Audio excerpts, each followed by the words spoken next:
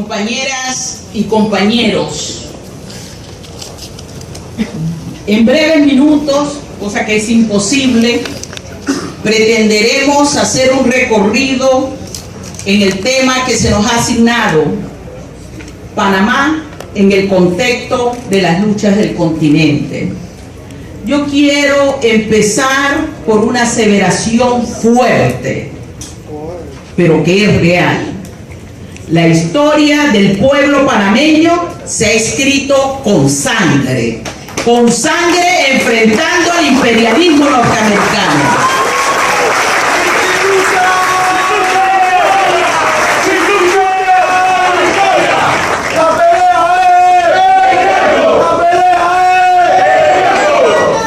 Compañeros y compañeras, en 1856, en Panamá se ocurre un incidente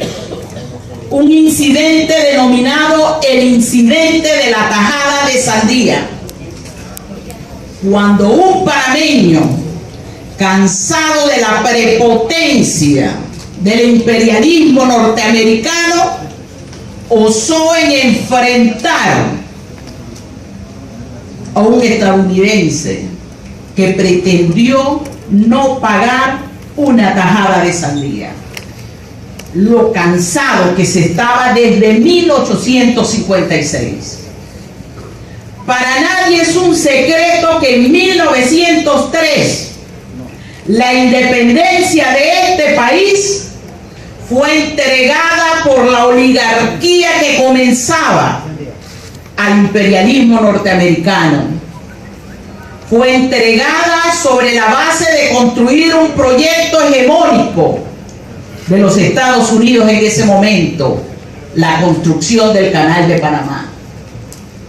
Y no podemos olvidar que en 1903 un cholo panameño, enfrentando las injusticias y la inclemencia que sobre la indiada de este país lo sometía los intereses oligárquicos, fue fusilado: el comandante Victoriano Lorenzo.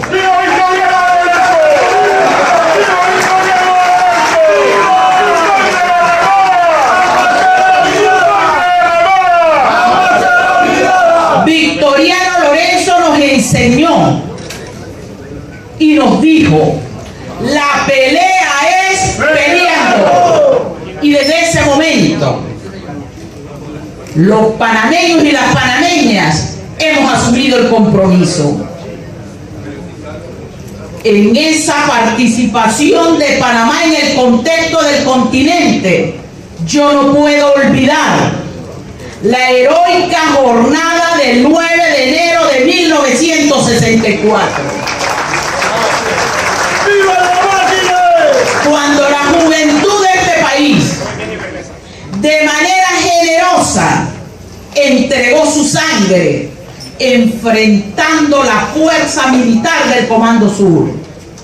Fueron 21 panameños asesinados.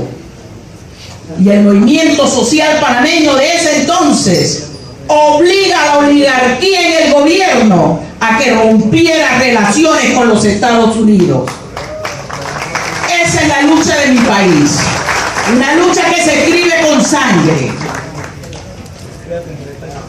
Las luchas inquilinarias de los movimientos comunales también fueron agredidos por la tanqueta norteamericana.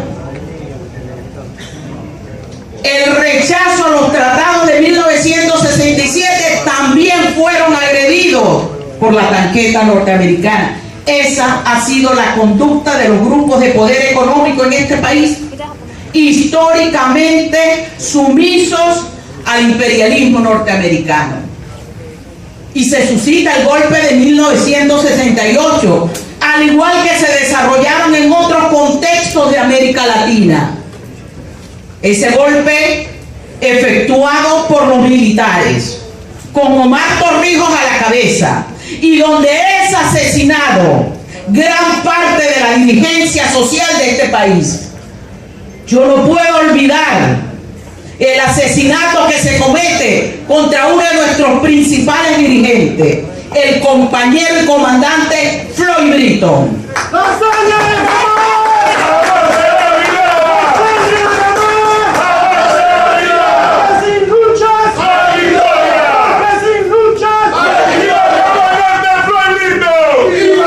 Aún seguimos reclamando justicia para los asesinados, para los desaparecidos, para los masacrados durante la dictadura militar, y no descansaremos.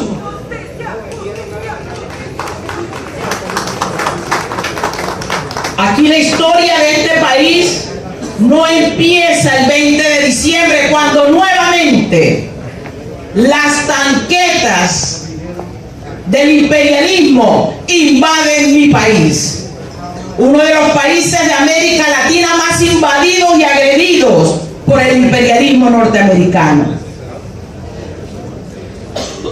Y seguimos también reclamando justicia para los desaparecidos, para los mártires, para los masacrados el 20 de diciembre de 1989.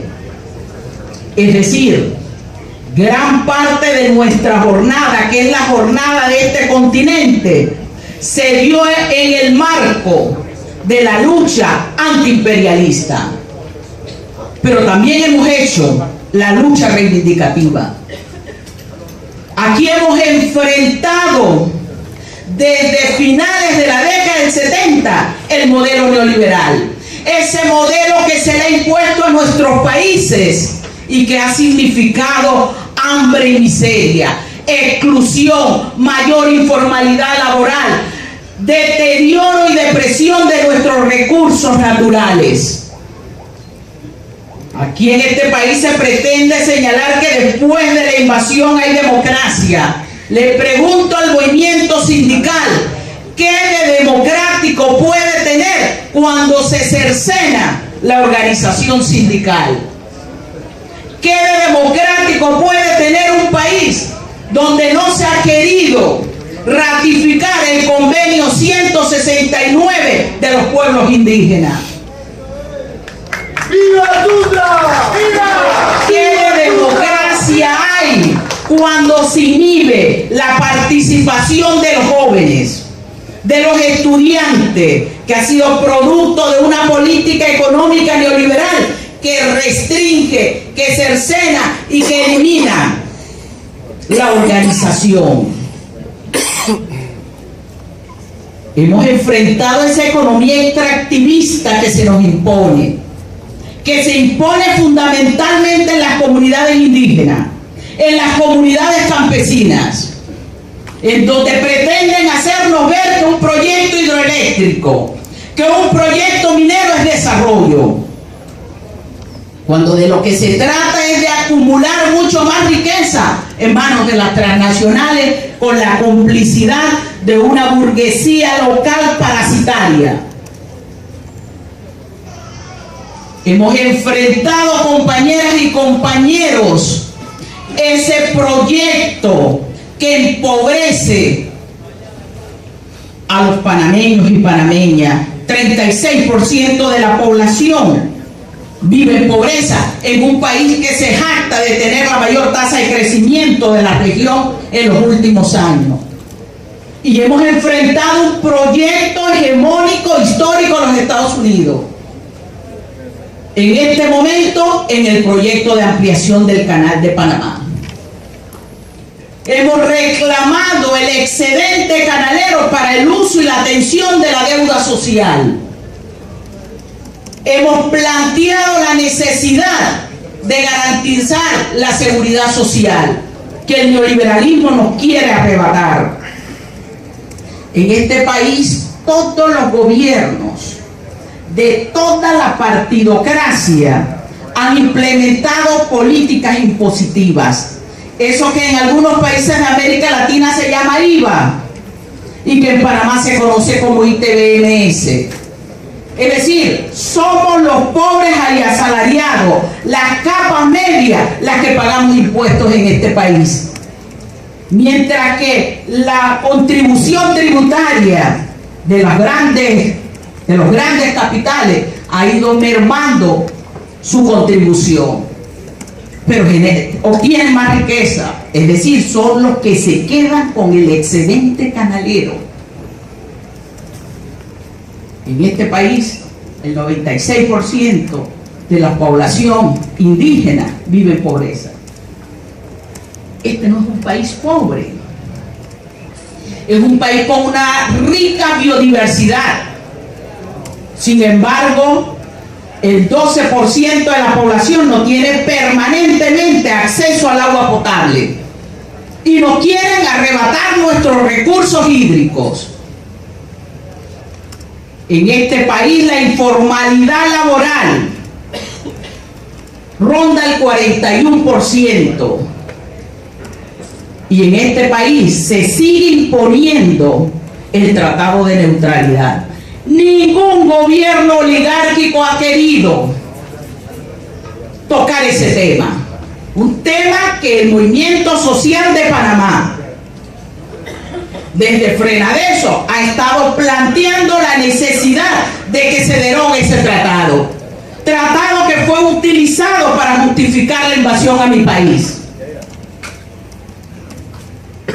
En este país, con tanta riqueza, donde anoche se planteaba uno de los grandes magnates económicos, lo bello que era, porque dice que en este país existían edificios muy altos. Pero en este país existe mucha pobreza. De cada 5 niños, 4 se encuentran desnutridos.